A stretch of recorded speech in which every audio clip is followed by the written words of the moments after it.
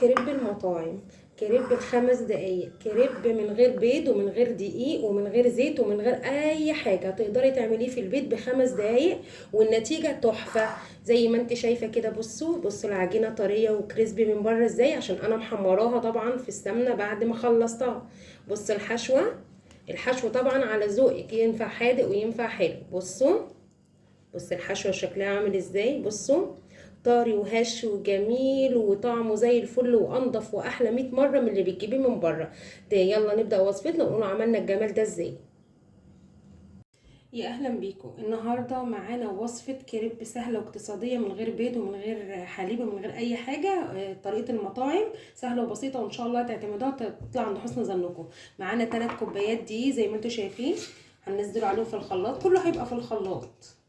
تمام، دي الكوبايه الاولى، الثانيه، الثالثه.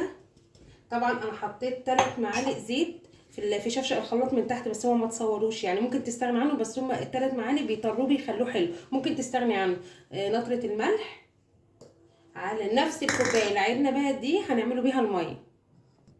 حبايبي ده الكريب بعد ما ضربناه في الخلاط، 3 كوبايات دقيق بنفس معيار الميه، عليهم 3 كوبايات ميه، ذره الملح، 3 المعالق الزيت، وممكن تستغني عنهم. بصوا قوام الكريب بيكون كده، بصوا قوام نازل عامل ازاي اهو، هو ده الكريب المظبوط. طب انتي مش عارفه الكريب طبق القوام ده صح ولا غلط ولا محتاج ميه ولا لا، بتعمل ايه؟ بتجيبي معلقه اهو، تعمليها في الخلطه كده في الخليط، وبتمشي عليها بصبعك كده، بصي اهي، بصوا الخط ما ضمش تاني لبعضه، يبقى انا كده ماشيه صح الخط ده. يا حبايبي حطيت طاسه سخنه على النار فيها دهنه زيت او دهنه سمنه على حسب ما تحبي، وننزله بمقدار الكريب.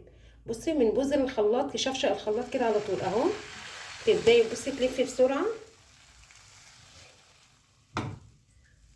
لو محتاج تاني بنزود على الطروف اهو لحد ما يتظبط معاكي اهو، بتلفيه كده لحد ما تاخد شكل الكريبايه، وبتبداي تزودي على الاطراف تاني لحد يعني ما تاخد، عشان احنا ايدينا مش ميزان. تبداي تحطيه على نار هاديه وتسيبيه يستوي، وتقلبيه يعني كل 10 ثواني كده او كل دقيقه تقلبيه على الجنب ده لحد ما يتشمع. ومع بعض دلوقتي هنوريكم. بص يا حبايبي، هنا قلبتها لما اخدت اللون الذهبي ده، شايفينه البسيط ده، قلبتها على الوش التاني عشان تاخد نفس اللون.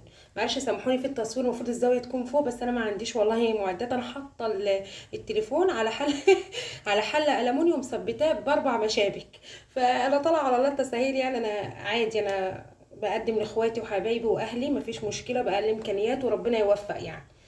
بصوا هتسيبوها كده لحد ما تاخد لون ذهبي زي ما انتم شايفين اهو على الجنب التاني. هنا بصوا اخدت اللون الذهبي على الجنبين، هنشيلها بقى، ممكن تحطيها في كيس وممكن تحطيها بين فوطه يعني، تتني الفوطه عليهم يعني. انا هحطها في الكيس عشان تفضل طريه. هننزله بالمقدار التاني، وانا ايدي مش ميزان والله، على حسب ما بتيجي معايا بقى كده. بصوا بتنزلي اهو اهي اهي، بصي تفضلي رايحه جايه كده اهو، بصوا لحد ما تاخد الطاسه كلها.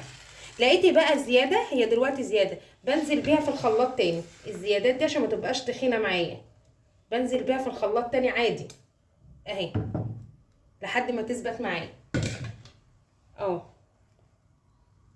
البساط احمد يا جماعه، انا بعمل معاكم بطبيعتي والله، بس لو وصلتوا لغايه هنا ما تنسوش اختكم باللايك وتشجعوني وتشتركوا في القناه، خليكم معايا. وده حبايبي الكريب بعد ما سويناه، طبعا هو لسه باقي بس انا حبيت اكمل الفيديو يعني. بصوا طالع عامل ازاي، قطني وطري وجميل وطعمه زي الفل. دلوقتي طبعا ده ينفع حلو وينفع حادق. طيب انا هعمله بالحادق. طب انا ما عنديش حشوه، ما عنديش حشوه احشيه يعني، ما عنديش اي حاجه. لقيت عندي قرن فلفل اخضر وطماطميه وبصلايه، رحت مقطعاهم كده طرنشات زي ما انتم شايفين كده، وشوحتهم على النار بشويه فلفل وكمون وملح، طعمهم زي السكر، وعندي شويه جبنه احطهم عليها. انت بقى الحشوه دي بتاعتك، وخدي بالك ممكن يتاكل حاف كده، ممكن بكوبايه شاي كده في العصر جعانه، هو مغمس نفسه وممكن حلو كمان.